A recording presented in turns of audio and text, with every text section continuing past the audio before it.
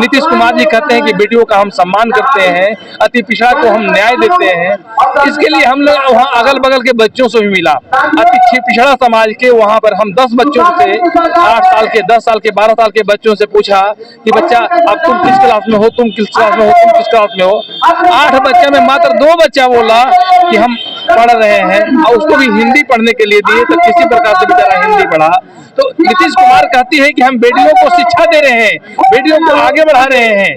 तो आज क्या समाज में बेटियां इसलिए पैदा ले रही है कि जो सामंतवादी है वो अगर के उसका बलात्कार करे, उसके साथ में यौनाचार करे, तो अगर जो मुंह खोले तो उसको मार दिया जाए।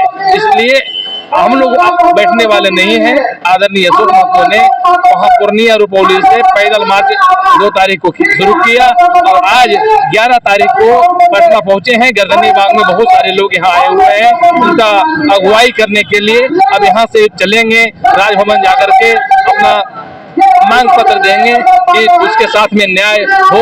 और इसके साथ में और कई बच्चों के साथ में जो घटना हुई है, जैसे नेहा पुष्पा है और काजल है, बहुत सारी बच्चियां हैं उसके साथ में घटना हुई है, तो उसको रोकना बहुत जरूरी है। अभी देखिए क्या हुआ है। आदरणीय नेता नीतीश कुमार जी के बारे में आप लोग भी जानते हैं, सोशल मीडिया के साथी हैं, कि मंच पर कहीं भी जाते हैं तो उनकी जुबान कहीं फिसल जाती है, कहीं राष्ट्र गान बजता है तो वहाँ ताली बजाना शुरू करते हैं, किसी को प्रणाम करना शुरू करते हैं। अगर जो इस प्रकार का कोई दूसरा आदमी करता तो उस पर FIR होता, उसके ऊपर दंड होता, लेकिन उनके ऊपर कुछ बात नहीं है। तो आज भी ऐसी बात हो रही है कि कोई महिला जा रही है मंच पर, उसको वहाँ किया जाता है, उसके बाद उसको हाथ पकड़, कंधा पर हाथ धर के वो ऐसे ऐसे घुमाते हैं। तो इस प्रकार से किस प्रकार की मानसिकता। बगल में अमित शाह बैठे हुए खड़ा है, बगल में सम्राट चौधरी खड़ा है, तो उनका हाथ पकड़ रहे हैं कि छोड़िए छोड़िए। तो यहाँ ये जो सीधे दिखाई पड़ रहा है कि आदरणीय नीतीश कुमार को हाईजेक लोग किए हुए हैं। अब नीतीश कुमार जी का कहीं चल नहीं रहा है। उन्होंने कहा था कि मैं न्याय के साथ विकास करूंगा, यहाँ अपना कानून का राज स्थापित करूंगा। उन्होंने 5 साल तक के करने का काम किया, 7 साल तक के चला, लेकिन अभी पूरे बिहार में अराजकता फैली हुई है, भ्रष्टाचार का बोलबाला है, सामंतवादियों का हर जगह बोलबाला है, कमजोर लोग का दबाया जा रहा है। इसलिए ये आंदोलन को हम लोग छोड़ेंगे नहीं जब तक कि हत्यारों को सजा नहीं मिल जाती है, कमजोर लोगों को न्याय नहीं मिल जाती है, न्याय की व्यवस्था टाइट नहीं हो जाता है, प्रशासन टाइट नहीं हो जाता है, तब तक हम लोग चुप नहीं बैठेंगे। आदरणीय अशोक महतो चुप नहीं बैठेंगे। लगातार कहते हैं कि हमारे पिछड़ों का बेटा है, पिछड़ों का रक्षा उनका बयान कहाँ आ रहा है? कहीं कोई पेपर में बयान आ रहा है? कहीं सार्वजनिक जगह वो बोल रहे हैं?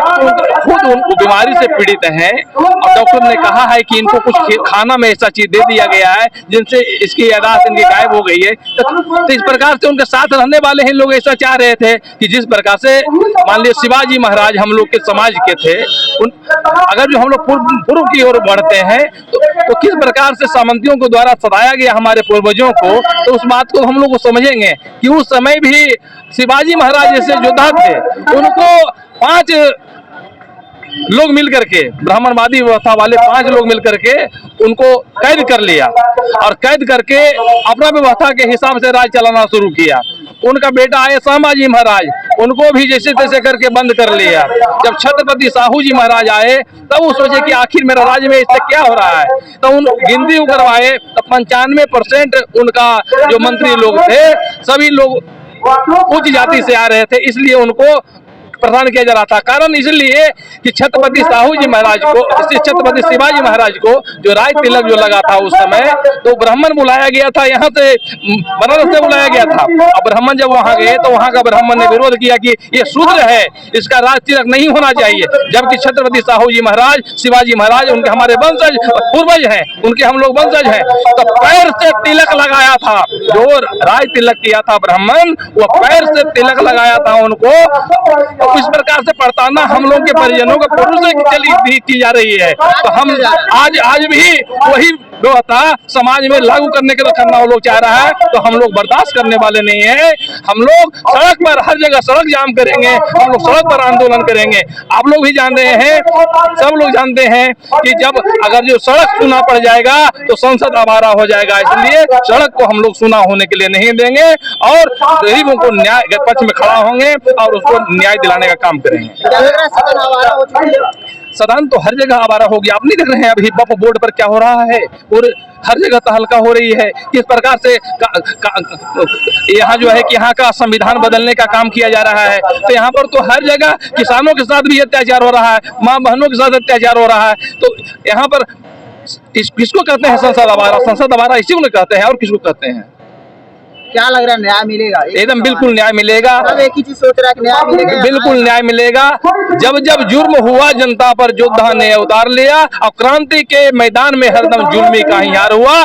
चाहे सत्ताधारी दल का हो, चाहे हिटलर हो, चाहे जो भी हो, सबका पतन हुआ है। जो अत्याचारी है उसका पतन होगा, और जो जिस पर अत्याचार हो रहा है, जो शोषण कर रहा है, वो अगर आवाज उठा लेगा तो अत्याचारी का कहीं नहीं चलेगा। कहीं अभी फिलहाल में देखा जा रहा है, कहीं गोली चल जा रहा है, तो कहीं रेप हो रहा है, कहीं क्या हो रहा है। क्या लग रहा है, चुनाव में बदला लेगा समाज?